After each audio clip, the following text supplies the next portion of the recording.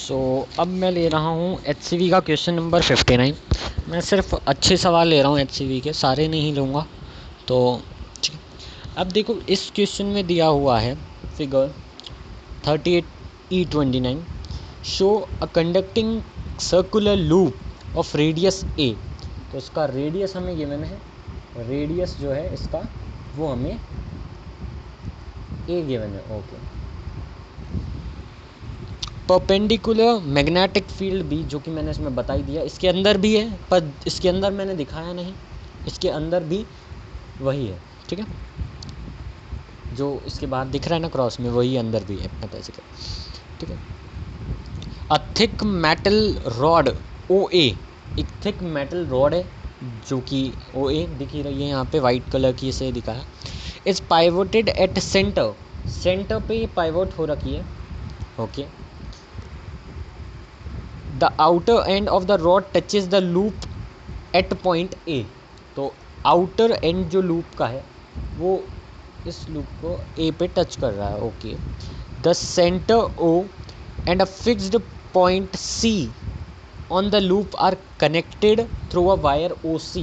तो ये जो ब्लू कलर से लिखा हुआ है ये एक वायर है एक्चुअली, OC, जिसका रेजिस्टेंस इस वायर को W कह देता हूँ, और W का जो रेजिस्टेंस है वो R दे रखा है। ठीक है, a force is applied at the middle point of OA, मतलब इन दोनों के पॉइंट के जस्ट बीच में फोर्स अप्लाइड किया F। ठीक है, OA perpendicularly so that the rod rotates clockwise at uniform angular velocity omega।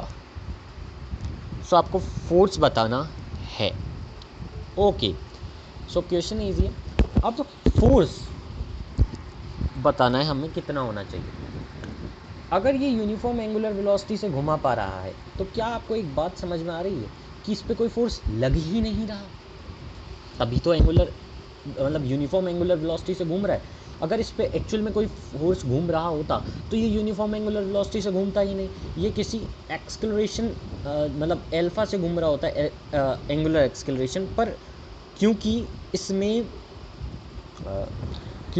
कोई मतलब हमें एंगुलर एक्सक्लरेशन नहीं दे रखा है सिर्फ कि ये एक एंगुलर वेलोसिटी से घूम रहा है, तो आपको बताना है कि इस पर कितना फोर्स लग रहा होगा यूनिफॉर्म एंगुलर वेलोसिटी। चलो, तो हम जो इसकी लेंथ के अब हमें गिवन है क्या, इसकी लेंथ A के बराबर ही होगी। तो ये जो डिस्टेंस होगी फोर्स की इससे, ये A/2 होगी।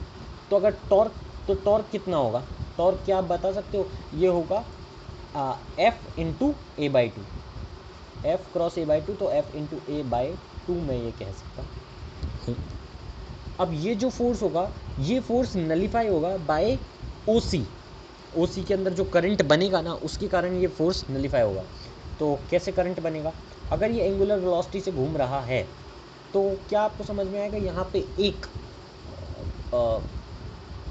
मतलब ऐसा एक बैटरी बनेगी, इस वायर में एक बैटरी बनेगी, ऐसी इस वायर में एक बैटरी बनेगी, और इस बैटरी की जो EMF होगी वो हमें पता है इस पॉइंट का माइनस इस मतलब इस पॉइंट की वेलोसिटी, O की velocity that is 0 plus A की velocity that is A into R, sorry इस वेलोसिटी हम V मान लेते हैं, क्योंकि अगर ओमेगा है, मान लेते हैं इसकी वेलोसिटी एंगुलर वेलोसिटी ओमेगा दे रखी, तो ओमेगा इंटू A, क्या ये A की वेलोसिटी होगी, डिवाइड कर दो इसको 2 से। ठीक है, तो ये अब हम इसमें डायरेक्ट VBL लगा सकते हैं, that is omega A/2 velocity, that is omega A/2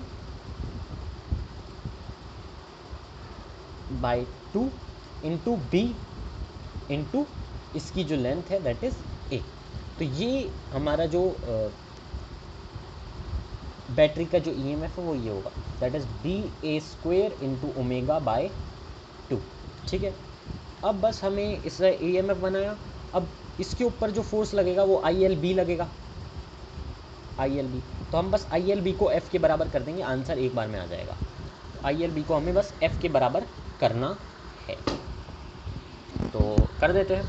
अब अगर ये EMF है और ये दे रखा है इसमें रेजिस्टेंस R है, तो B A square omega by 2r, क्या ये इसमें करंट होगा, है ना। अब इसमें करंट हमने निकाल लिया, अब बस इस करंट को I इंटू एल, एल कितना है, एल ए के बराबर ही है, तो I into A into B,